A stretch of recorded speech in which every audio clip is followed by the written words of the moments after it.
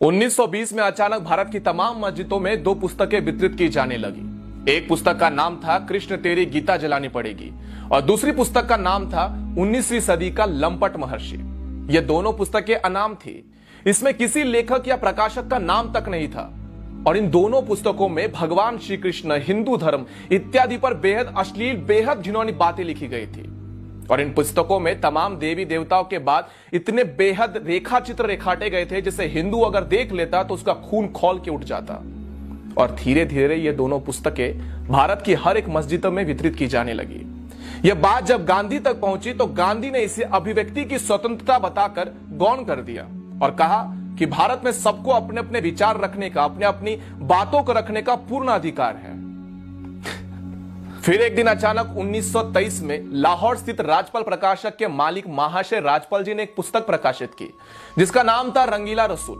उस पुस्तक के लेखक का नाम गुप्त रखा गया था और लेखक की जगह लिखा गया था दूध का दूध और पानी का पानी।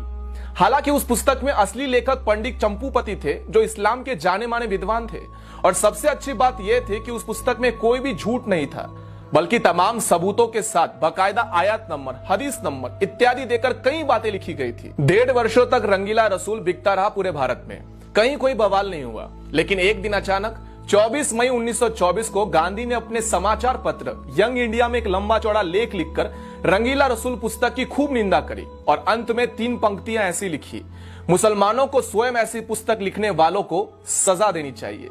गांधी का यह लेख पढ़कर पूरे भारत के मुसलमान अचानक से भड़क गए और राजपाल प्रकाशक के मालिक महाशय राजपाल जी के ऊपर केवल 3 वर्षों में 5 बार हमले हुए। लेकिन गांधी ने एक बार भी हमले की निंदा नहीं की थी।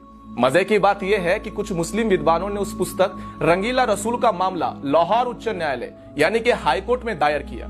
हाईकोर्ट ने 4 इस्लामिक विद्वानों को न्यायालय में खड़ा करके उनसे पूछा कि उस पुस्तक में ऐसी कौन सी पंक्ति है जो सही नहीं, आप स्वयं बता दीजिए। चारों इस्लामिक विद्वान इस बात पर पूरी तरह से सहमत थे कि इस पुस्तक में कोई गलत बात नहीं लिखी गई। फिर लाहौर उच्च न्यायालय ने महाशय राजपाल जी पर मुकदमा खारिज कर दिया और उन्हें बाइज्जत बरी कर दिया।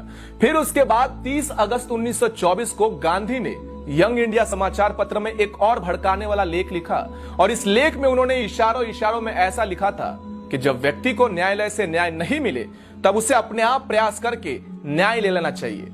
उसके बाद महाशय राजपाल जी के ऊपर 2 बार और हमले का प्रयास हुआ और अंत में 6 अप्रैल 1929 का हमला जानलेवा साबित हुआ जिसमें मोहम्मद इल्म दीन नामक एक युवक ने गदा से महाशय राजपाल जी के ऊपर कई बार वार किए जिनसे उनकी मौत हो गई थी। जिस दिन उनकी हत्या हुई उसके 4 दिन बाद गांधी लाहौर में थे, लेकिन गांधी महाशय राजपाल जी के घर पर शोक प्रकट करने नहीं गए और ना ही अपने किसी संपादकीय में महाशय राजपाल जी की हत्या की निंदा की।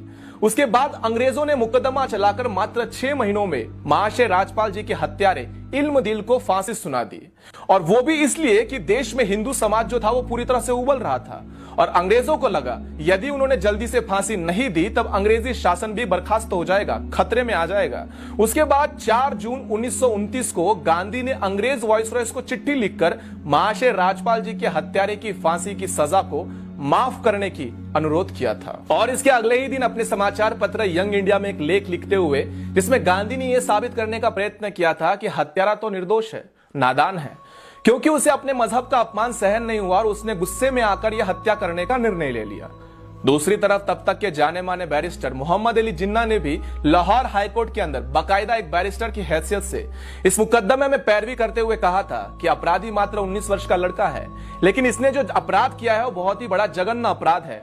इसके अपराध को कम नहीं समझा जा सकता, लेकिन इसकी आयु को देखते हुए इसकी फांसी को सजा को उम्र कैद में बदल देना चाहिए या फिर इसे काले पानी में जेल में भेज देना चाहिए। लेकिन अंग्रेजों ने 31 अक्टूबर 1929 को महाशय राज्यपाल जी के हत्यारे मोहम्मद इल्म दीन को लाहौर जेल में फांसी पर चढ़ा दिया था। बापू, तुम्हारा अहिंसा का पाठ एक तरफा था।